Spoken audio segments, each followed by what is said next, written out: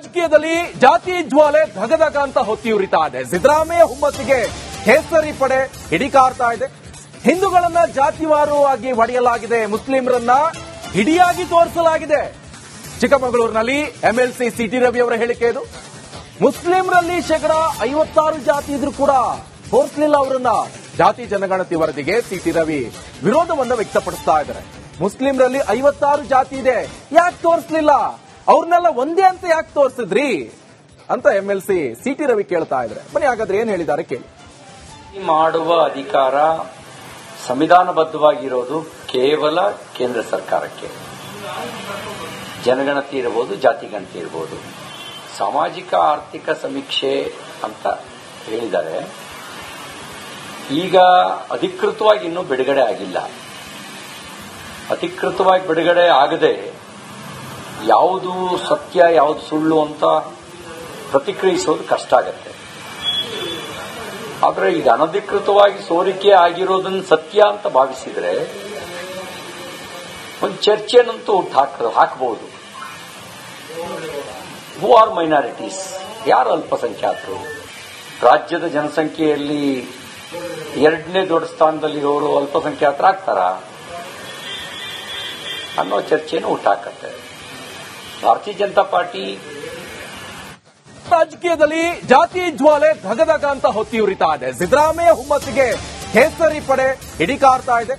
ಹಿಂದೂಗಳನ್ನ ಜಾತಿವಾರವಾಗಿ ಹೊಡೆಯಲಾಗಿದೆ, ಮುಸ್ಲಿಮರನ್ನ ಹಿಡಿಯಾಗಿ ತೋರಿಸಲಾಗಿದೆ. ಚಿಕ್ಕಮಗಳೂರಿನಲ್ಲಿ MLC city Ravi ಅವರ ಹೇಳಿಕೆ ಇದು.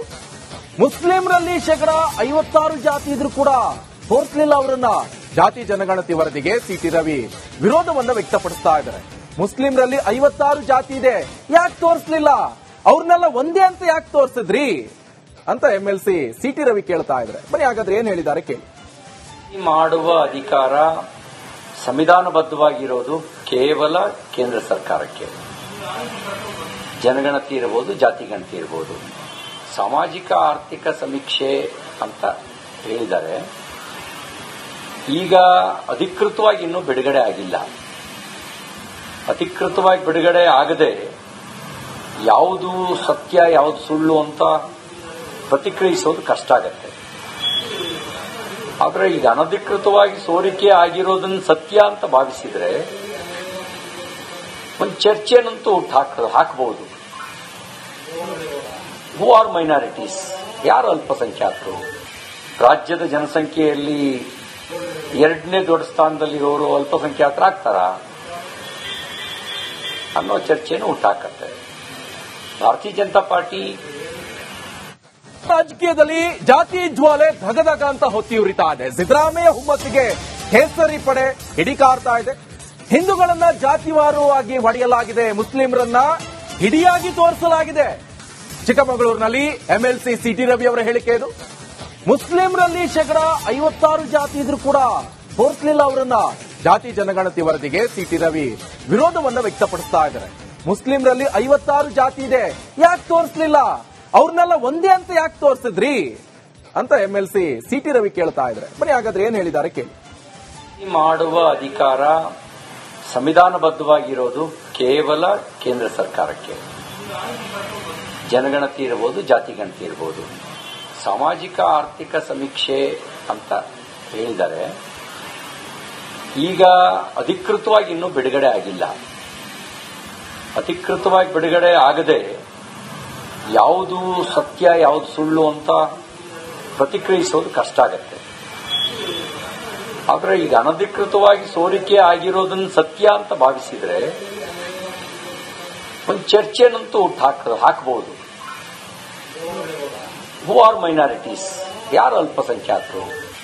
ರಾಜ್ಯದ ಜನಸಂಖ್ಯೆಯಲ್ಲಿ 2ನೇ ದೊಡ್ಡ ಸ್ಥಾನದಲ್ಲಿರೋರು ಅಲ್ಪಸಂಖ್ಯಾತರಾಗ್ತಾರ ಅನ್ನೋ ಚರ್ಚೆನೂ ಹುಟ್ಟಾಕತ್ತೆ.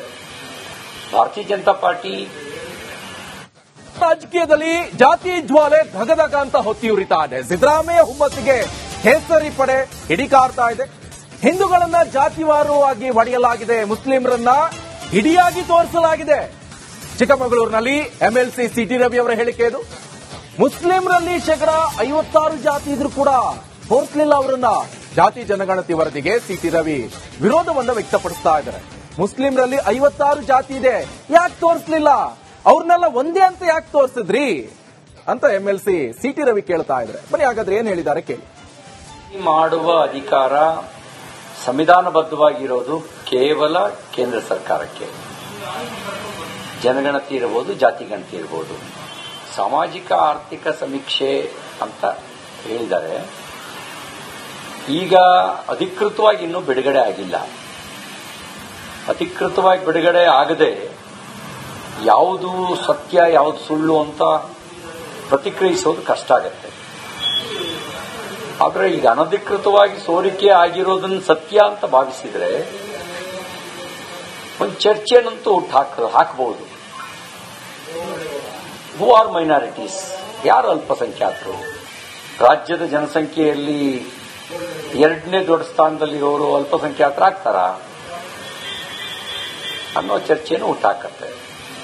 ಭಾರತೀಯ ಜನತಾ ಪಾರ್ಟಿ ರಾಜಕೀಯದಲ್ಲಿ ಜಾತಿ ಜ್ವಾಲೆ ಧಗಧಗ ಅಂತ ಹೊತ್ತಿ ಉರಿತಾ ಇದೆ. ಸಿದ್ದರಾಮಯ್ಯ ಹುಮ್ಮತ್ತಿಗೆ ಕೇಸರಿ ಪಡೆ ಹಿಡಿಕಾರ್ತಾ ಇದೆ.